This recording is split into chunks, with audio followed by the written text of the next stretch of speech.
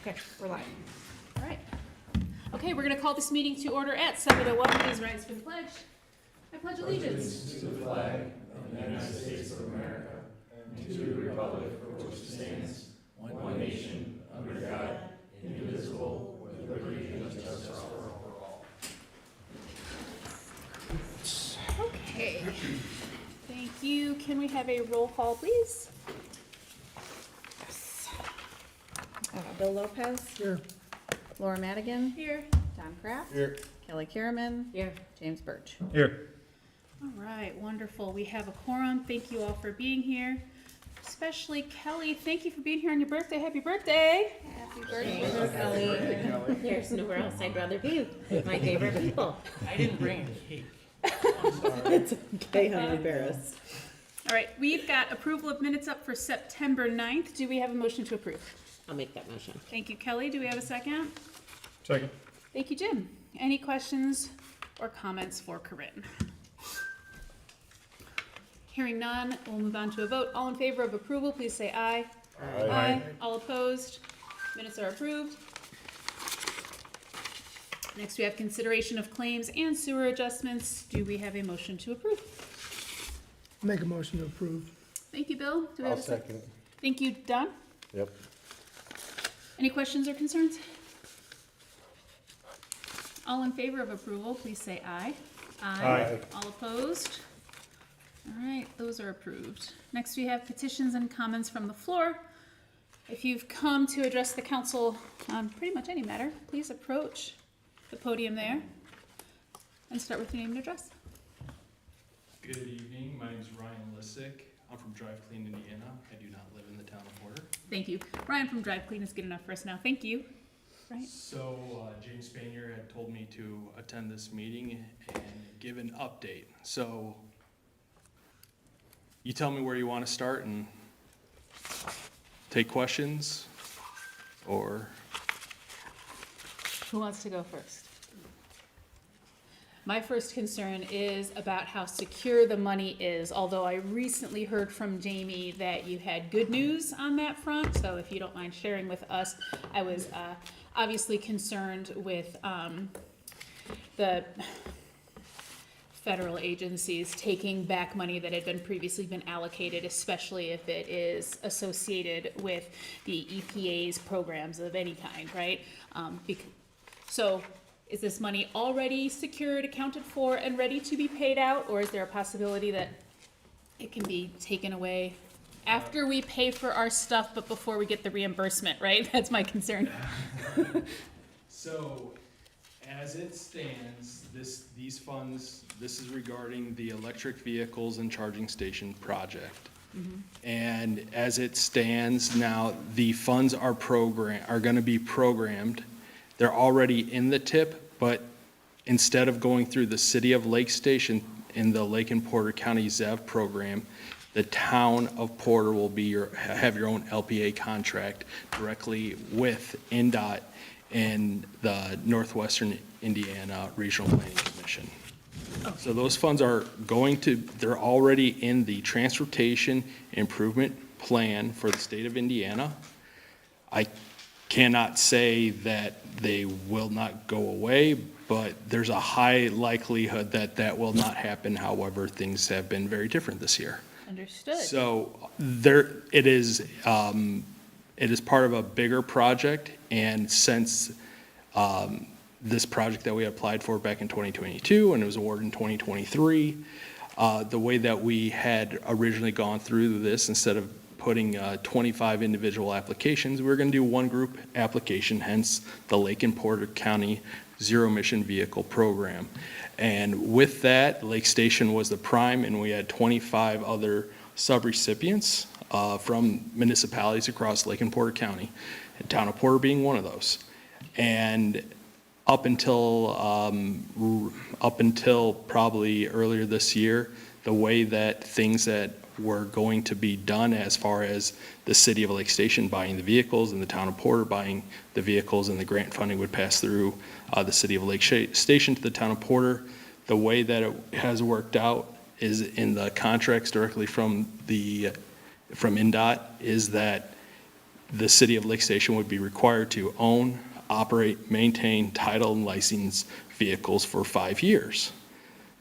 There's 80 vehicles part of this project. So that is not capable of being done, and as a result, we're expecting the transportation improvement plan to be amended and adopted at the December NERC commissioner meeting.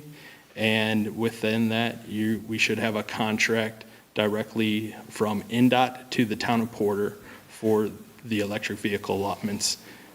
And just recently, the allotments are for electric vehicle purchases at $33,280. That is the federal funds that are allocated per electric vehicle, not to exceed 80% of the total cost of the vehicle that the town of Porter would pay. So just trying to put this, because I'm a visual person, $208,000 is the total project cost for 4 electric vehicles, not to exceed $133,120 for the purchase of the 4 vehicles. The match would be $74,880.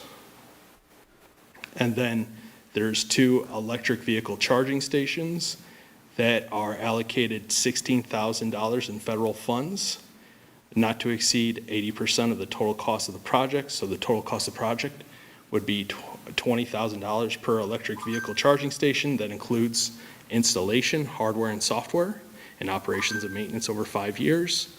And so it'd be $16,000 in federal funds per level 2 charging station and a $4,000 match, for a total of $32,000 with an $8,000 match on the town of Porter, for a total project cost of $40,000.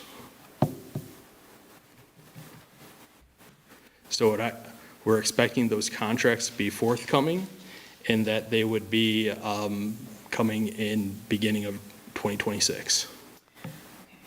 So our timeline is that NERC will approve these contracts and send them out to us at the end of this year, beginning of next year. Once we have contracts and we've run it through our legal department, then we're expected to go ahead and order whatever number of trucks those are, right? And we pay for those up front, and then that's a reimbursement grant for the trucks. But the chargers are, you said also 80/20?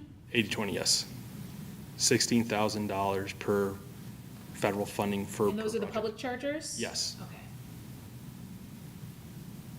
We talked about multiple different locations within the town. Yeah, But yeah. that doesn't need to be finalized tonight. Nope. That can be finalized in the future. Yes, sir, thank you.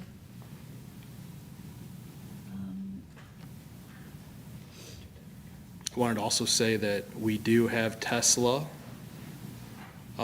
universal wall chargers that we'll be able to donate. That includes the hardware, the 2 ports per station, and the pedestal. The dollar value is about $1,600, but it's a 48 amp charging station. Okay, so those Tesla wall chargers, they're universal chargers with, well, can I just call it soup to nuts? Because I don't know what the specific components are, but everything, for example, and that would automatically come with each of the trucks that we order?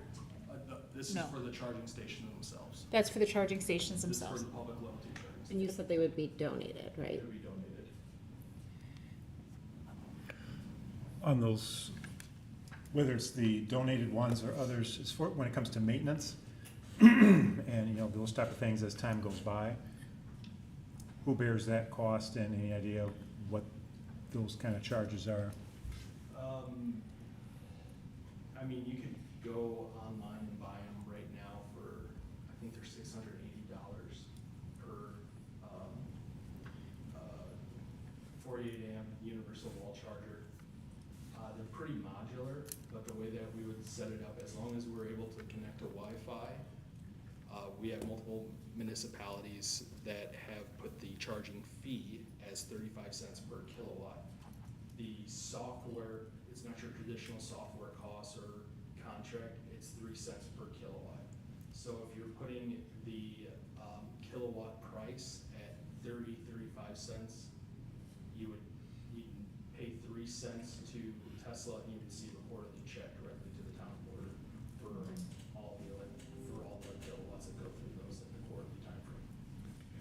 What about the other charging stations, that, not the wall ones, but the others?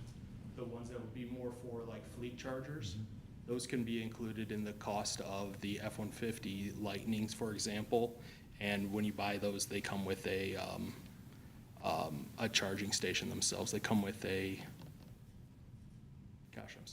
come with a 80 amp charging station, so it's faster, but they're not for public use. They're behind, being used in the fire station, the police station, to charge the fleet. Okay, and then to maintain or to repair those down the road? Those would be on the towns, but the most expensive part of this is gonna be the installation. Just being able to, just to talk through this, depending on whether you wanna place them, that's the most expensive part. If we have to trench, if we have to, dig up, concrete, that's the most expensive part. But outside of, normal warranty issues, we can include those in the cost. If you would wanna go a different route instead of the Tesla charging stations, 5 years of operations and maintenance is included in that. So outside of someone hitting them, vandalism, those would be included in the operations and maintenance warranty. Do you, I know it's not your job to track things like vandalism, but have you heard through the grapevine, is that a significant concern in our region for those? Not so much our region, it's more so there's a lot of stuff that's out west where people are getting desperate and they think that these charging station cords are high dollar value, and they're not. And I'd be very worried about cutting into electricity, but Okay. desperate people do desperate things. There's not a whole lot of vandalism as it relates to this that we've seen in our area. Okay. But put them in downtown Porter areas, putting them at the police station, putting them so they can be accessible by the local public. There's gonna be a lot of eyes on them. For sure. So the public chargers, they're level 2 chargers? Yes.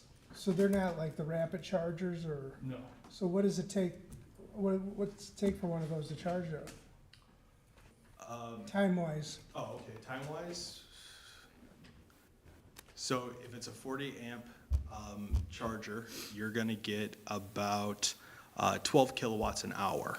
12 kilowatts, a kilowatt is basically 4 to 5 miles per kilowatt on an electric vehicle. So you're getting 12 kilowatts an hour. If you're gonna be there for an hour, you're gonna be about 48, 50 miles.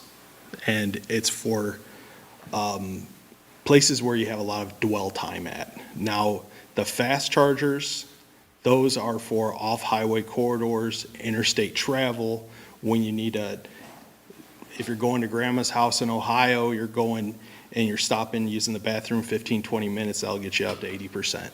But these level 2 chargers, you're not gonna have demand costs, you're not gonna have high energy costs, but it's good for longer dwell times to keep people within the town, spend money locally, et cetera. Can I ask that same question about the charging, the chargers that come with the vehicles? Are there different tiers for the vehicles that, like you said, that we would have just behind, Yeah. Closed gate or whatever? So those ones that would be coming with, like, for a Ford F-150 Lightning straight from Ford, those would be 19.2 kilowatt chargers. So for an hour that you have your vehicle plugged in, you're gonna get 19.2 kilowatts, which is equivalent to like 40 times 20, 80 miles, 85 miles, 85 miles, depends on the vehicle. But if we're talking about F-150s, Lightnings, that's what we're gonna be looking at there. What is their range supposed to be again? 300, with the upgraded battery, those are 320 miles. So you're talking about roughly 5 hours to go from 0 to fully charged? Yeah, and so Give or take. basically, yes, and so basically, if you're gonna be charging overnight, it's a perfect opportunity. I don't know what the square footage or square mileage of the town of Porter is, but you can go around the town of Porter a couple times. Okay. And that's what kind of we looked at with the police department, is making sure that, you know, they're not going 250 miles a day. Making sure the biggest thing as far as from a police is gonna be your, idling times and just sitting and, waiting to, once the police officers start their day, they don't turn off their vehicle. And this is a great opportunity to save some fuel. Go from not fueling up every day to just charging or plugging in before you leave for work. But they, like the police vehicle, they run all day long, a gas vehicle. So there's a constant draw, an electric vehicle too, because they're constantly running all their systems. Even though it could be parked, they're still running the computers, all that stuff. Oh, you're absolutely right, but the way that the vehicles are set up, we're seeing they could be running for 4 to 5 days. As long as that, just blasting the heat and the draw from all the equipment on board. Is Nice. Hobart PD using them already? The Hobart PD is not using them, they're in the same boat as the town of Porter, Okay, so they're coming, yeah.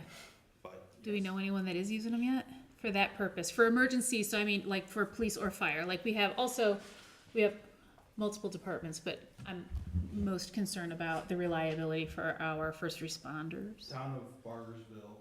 Bartersville, Bargersville, where's that at? South of Indy. They have 14 Teslas, and they're claiming that they've saved over $500,000 in the last 5 years. Any with the F-150? Those are Teslas, Okay, sorry. okay. But the F-150, at the end of the day, whichever electric vehicle that the town of Porter, whichever department you want to go with, that's up to you. We can talk about this again before the order is placed. But it's the same kind of concept in that there's 131 kilowatt capacity on the Ford F-150 Lightning. On the Model 3s that they're running for the town of Bargersville, they're only 75 kilowatts. So it's a larger battery capacity, but it is a larger vehicle. But that's my biggest concern with anything that we're gonna be doing is who's gonna be using them. Fire and police, you know, your life's on the line trying to save other people's lives every time you go step into work. So that was my biggest concern, but the city of Lake Station has 3 of them delivered, and they're using them, and they're only charging them once a week. That's Lake Station PD? Not PD, just Lake Station Public Works. Public Works.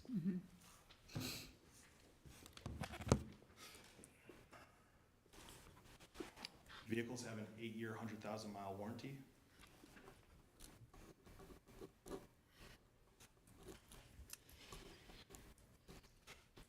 Did you say 8-year? That's all the high voltage equipment and batteries. And that covers the batteries. Yes, sir. Tell me the mileage on that warranty again, please. I'm sorry. You said 8 years and how many miles? 100,000. 100,000.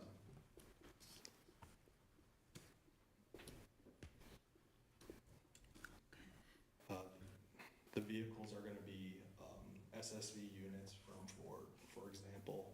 There's a lot of different outfitters that can be used to do this, as well as far as the communication and lights and equipment, so.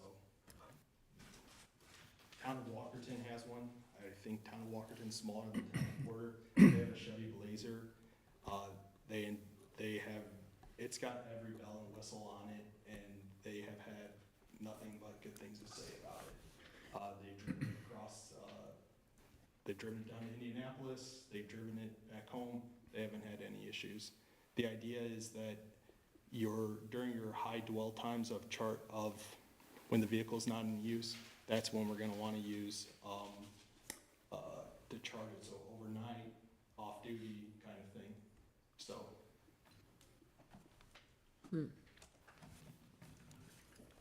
Got a couple of questions. One on, do we have any updated stats on the impact of cold weather on the batteries themselves and how that may drain their drive time and everything because of the cold? Yeah, that's a big consideration when we live here up here in northern Indiana, where 8 years out of the year, or 8 months out of the year is winter. And what we're seeing is about a 10 to 15% decrease.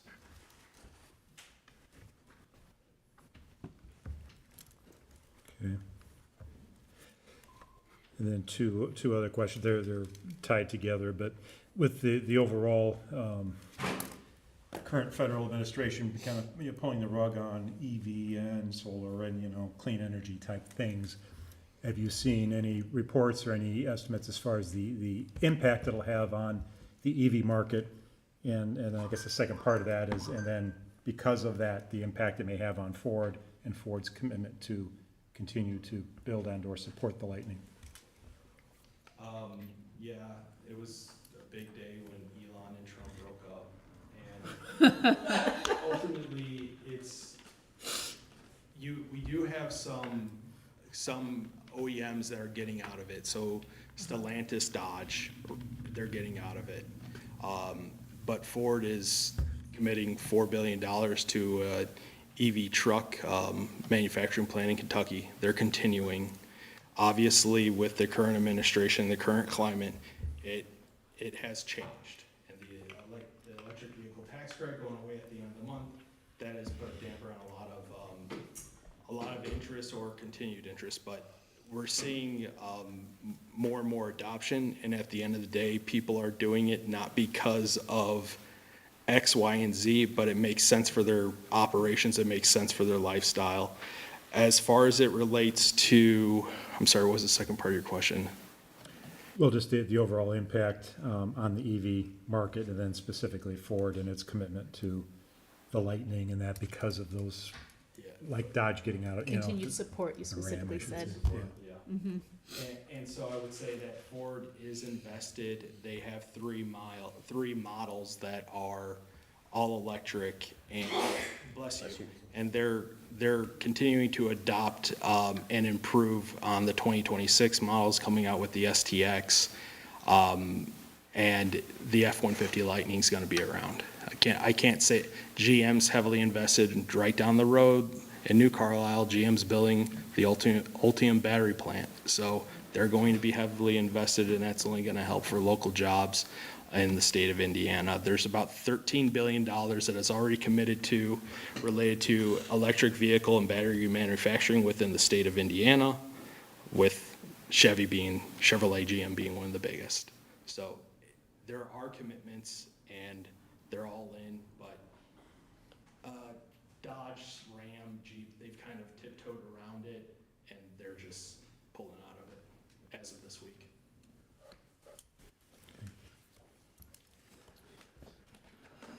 At risk of embarrassing myself, I'm gonna ask you a simple question and explain like I'm 5, please. So, then this should be easy for you. Can you explain the difference between a wall charger and the the charging stations that we're talking about putting up for public access?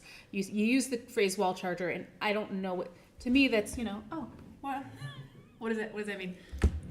It's gonna be very similar amperage, and we're gonna be basing this off of a 48 amp charging station, which you'll need a 60 amp breaker on 220, 240 volt.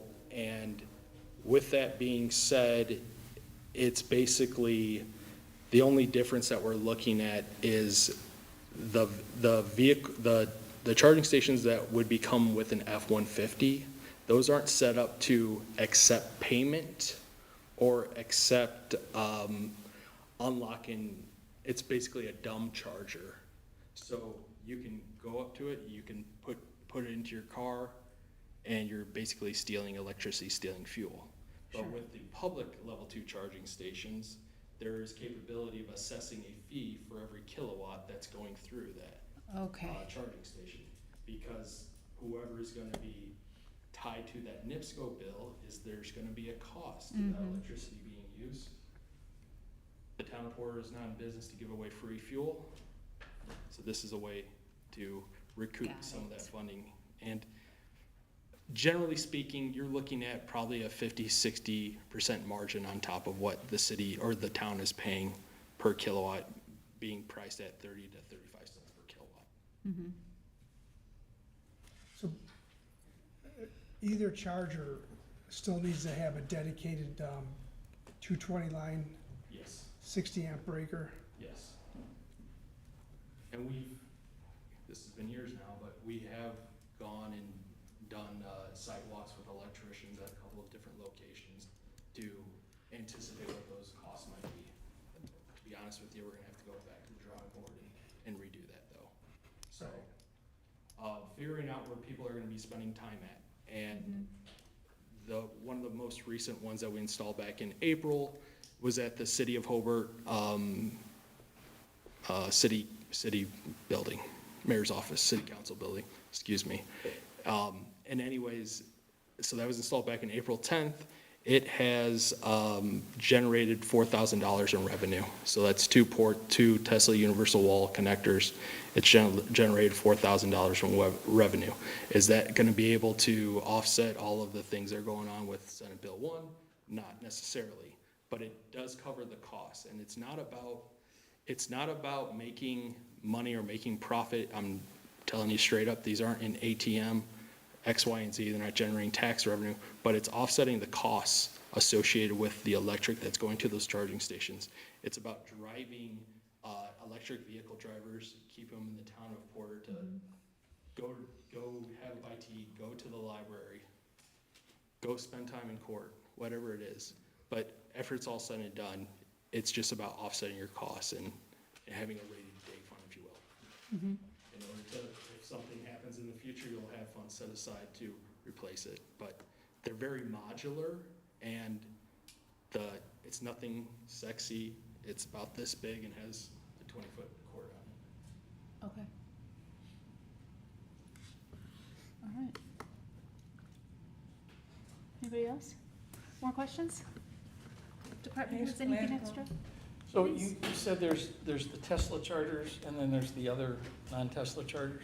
Yeah. So are they both the same install software, all the pieces that go with it? Is there anything extra on the Tesla one versus the other one that you said would be installed with all hardware and software? Yeah, so the bigger difference is that Tesla is very minimalist. Okay, yeah. It doesn't have a screen. Uh-huh. It just has a blinking light telling you if it's working or not. The app and software associated with the Tesla is much better than competitors. Additionally, it does have I'm trying not to make things harder. 2 plugs. But, so it does have what's called the NACS, North American Charging Yep. Standard Cord, which is the future of what all the OEMs are adopting as far as their charging ports. So, that being said, that is kind of like future-proofing. And if you're gonna be looking at going a different route, 5-year annual operations of maintenance and warranty contracts probably gonna be about $5,000-6,000.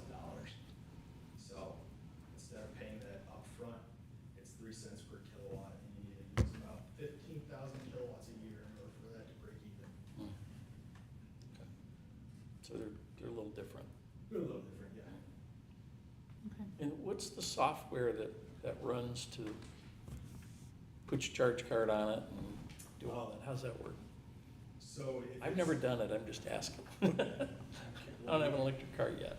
Well, we need to get you involved. Yeah, But thanks. that being said, there's 100 different software entities, 100 different apps associated with those as well. Not all of them talk to each other, if you will, but with the Tesla app, it's pretty seamless and it's pretty easy. But everything's basically going to be moving forward, I'd say, in the next 2 years, where your car is gonna be your wallet. You plug your car in, you have an account set up on your car, and it's gonna deduct it. But there are apps and networks that you can have download on your phone. Do we have any more questions for Mr. Lissig? I thank you so much for coming My tonight. pleasure. And I'm an open book, and if you have any other questions, please feel free to reach out. And if you want me to come back, talk about electric vehicles, availability, and different charging stations, I'd be more than happy to. If you want to go drive some electric vehicles, we don't have anything planned upcoming. We just did an event last week, but I'll keep you all involved. All right. Appreciate that. Thank you, everyone. Have a great night. You too.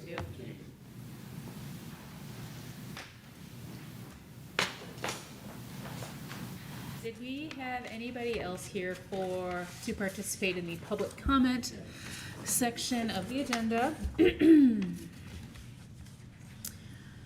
Okay, seeing no one else approach, we can move on to reports, clerk treasurer. Yep, just a couple quick things. You probably noticed a bright orange sign on the door when you came in.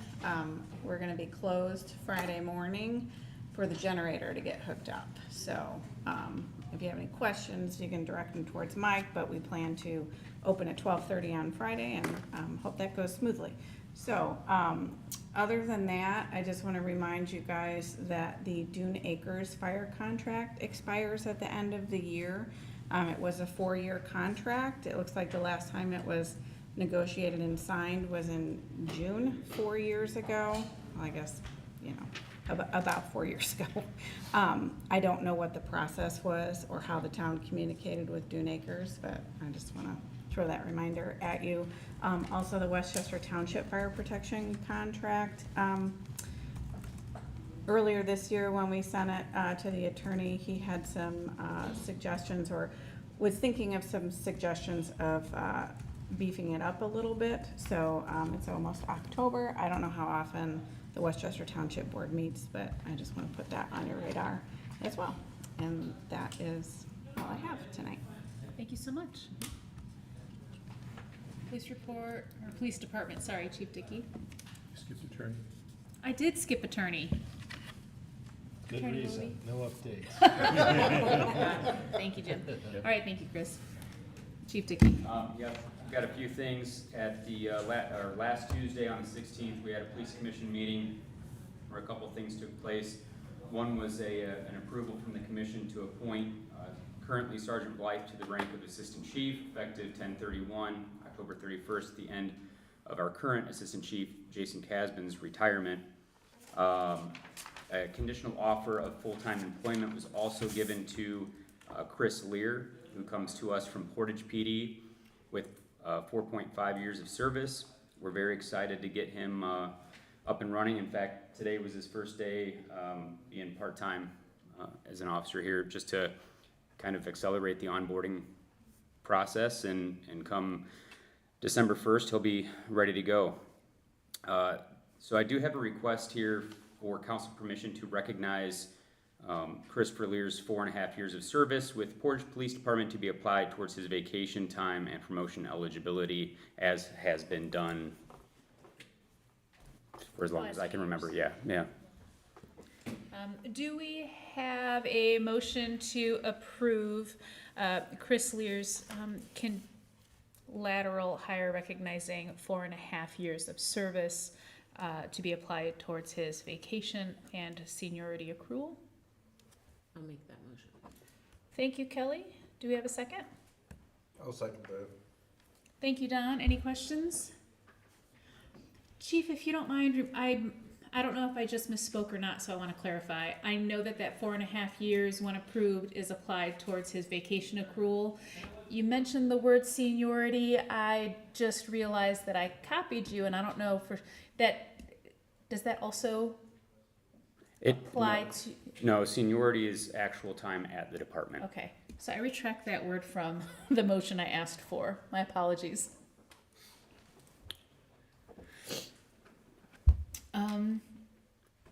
Okay, any other questions for the chief? All in favor of approval, please say aye. Aye. Opposed? All right, that's approved. Requesting council approval to obtain 3 or more quotes for 2 vehicles set for 2026. Do we have a motion to approve chief going out to get quotes for 2 vehicles for the 2026 purchases? I'll make that motion. Thank you, Kelly. Do we have a second? I'll second. Thank you, Don. Do you have any questions for the chief? Concerns? All in favor of approval, please say aye. Aye. All opposed? That's approved. Thank you. I've got a surplus declaration. We've done these also for the past several retirements, requesting council permission to declare Assistant Chief Casman's service weapon as surplus property and transfer it to him in the amount of $1 effective upon his retirement of October 31st.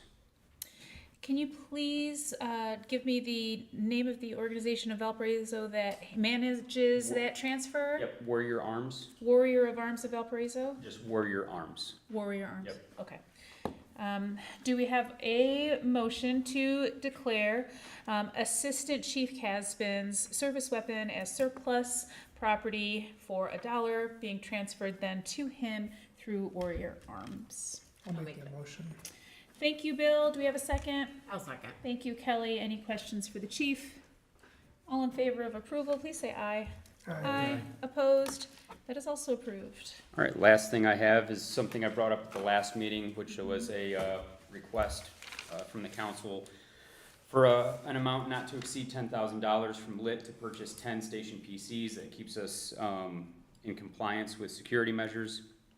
As some of you might recall, we did apply for a grant. There has been no update with that grant. However, if it is approved, any money obtained from that grant would go back into the LIT fund to make up for it. Okay. Is it 10 or 11? Your quote said 11. The quote did? That's what I'm looking at right now, Fran.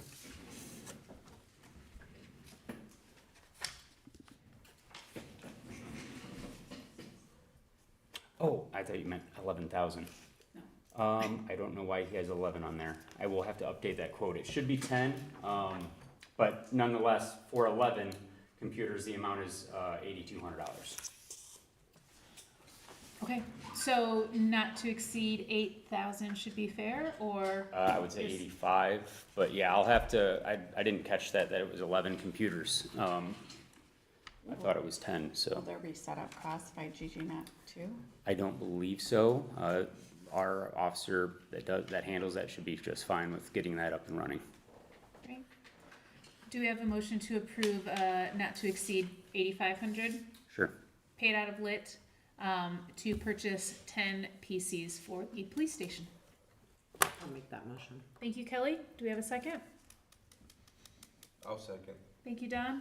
Any questions for the chief? Really quick, it is Yes, sir. gonna be 11. It is gonna be 11. It'll be 11 PCs, which is the 8256 amount And 23 cents. and 23 cents. All right, are we going to amend this motion to a specific dollar amount or keep it not to exceed 8,500? The dollar amount didn't change, it's just the number of computers, correct? Yes, sir. Yeah. Right. So instead of approving 10, we'll do 11 computers? We did, so the motion that I asked for was not to exceed $8,500. So that's, everybody's fine Yeah. with that? Okay, thank you. Okay, And that is all I have. all in favor of approval, please say aye. Aye. Aye. Opposed? Okay. Thank you, chief. Thank you. Public Works Superintendent, Mr. Spanier, is out this evening. His, Jim, did you have a report from him? He indicated he didn't have anything for Okay. for tonight's meeting, no. All right, thank you. Parks Department, Mr. Burgeisky. I've got one request and then several tidbits of good news. So, first request is permission to have the park department dump truck in the hometown holiday parade this year on November 29th. Brian, you don't wanna drive the, It was a little cold last year when the Bobcat, so I know I froze watching you. It was. and I've got some ideas for the dump truck this year. I'll make that motion, but All right, thank you, Bill. Do we have a second? I'll second. Thank you, Kelly. Any questions? All in favor of approval, please say aye. Aye. Opposed? All right, there you go. Thank you. You're welcome. I reported at the last meeting that we had a possible donor for funds towards the dog/human/bottle filler fountain at the park, and I'm happy to report that we did receive a $5,000 donation towards that. So we will be putting that in. The funding would go towards purchase and installation. So we'll be looking into a specific exact model, and we'd be putting it at Hawthorne. So That's hoping great. for a spring installation. So. Thank you. That is great news. It's the last call for Perfect Pint donations. A week from Saturday, there'll be a big tent in the park, and we'll be having a good time. Again, that's Saturday, October 4th. VIP entrance at noon, general admission at 1 o'clock, and tickets are still available. There's QR codes on posters all over town, and signs at the park. So if you don't have your tickets, grab them, and if you're interested in volunteering, please let myself or Chief Craig know. Another tidbit of good news, we were awarded a community tree grant through NERC, and so I'll be going to pick up 24 new trees to be planted around town this Thursday, and we estimate the value of those trees to be about $7,200. So that's a federal grant that comes through NERC, and we're very happy to apply for and be chosen for that grant. So, That is and I helped unload the trees on Monday when they came in, and there's some nice trees. Oh, good. And then I know most of the council was already at the redevelopment commission meeting earlier this evening, but just to reiterate that RDC earlier tonight approved phase 1 and phase 2 of the signage I'm sorry, 2 and 3. Oh my goodness. Phase 2 and phase 3 of the signage project that we had started last year, and so we'll be moving forward with that, and hope to have updates for you that put signs at every entryway into town, coordinating signage at the police department, fire department, town hall, all of our parks. So it's going to make things look nice and spruced up. So. That's great news. Yeah. And that is all I've got. Thank you.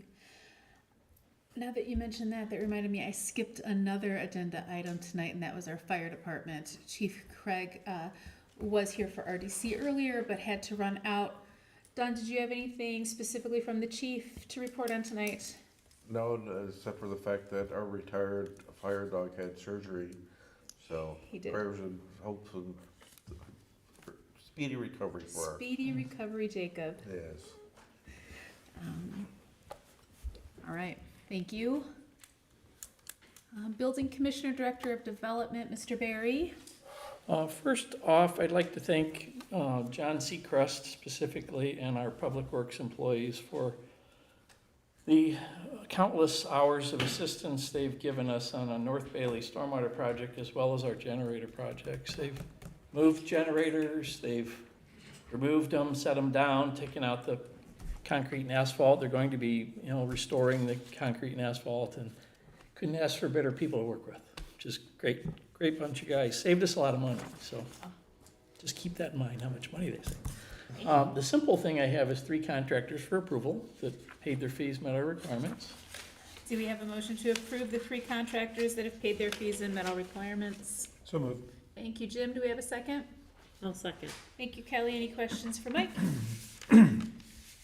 All in favor of approval, please say aye. Aye. All opposed? Those contractors are approved. And then this is just some generator updates, ad nauseam. Police station generator, Ellis's work is all complete. Now we just have to restore the paving and concrete, and I'll be working with Public Works on that.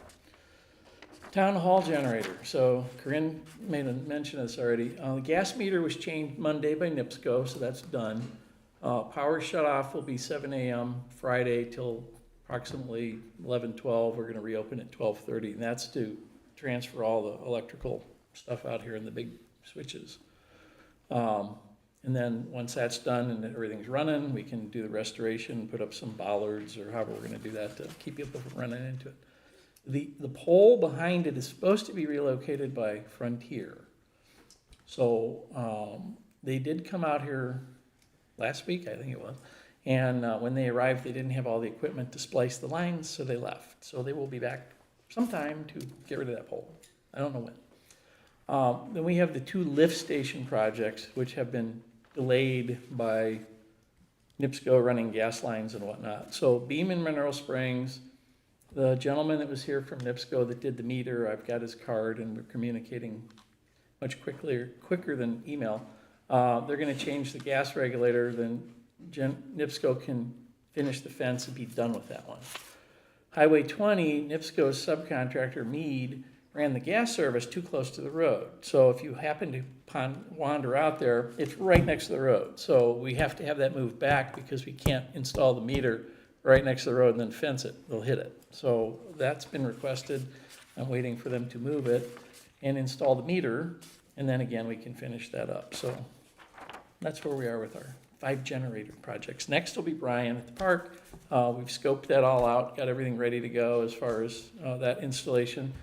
Bloomfield Mechanical has to change the regulator. As soon as that's done, I'll contact the gentleman that I talked to, Jim at NIPSCO. He'll come out and change the meter, and then Ellis can start on relocating that generator. So Brian graciously removed a pretty tree so that we can install the generator. But everything's finally progressing along on those generators. That's right, we're getting 24 replacements. Yeah, Good I to know. hear it, good to hear it. So that's where we are. Thank you. Okay, thank you, Mike. Okay, I think we covered all the reports, and we can now move on to old business. We do have our 2026 budget adoption up for second reading. That's ordinance number 2025-10.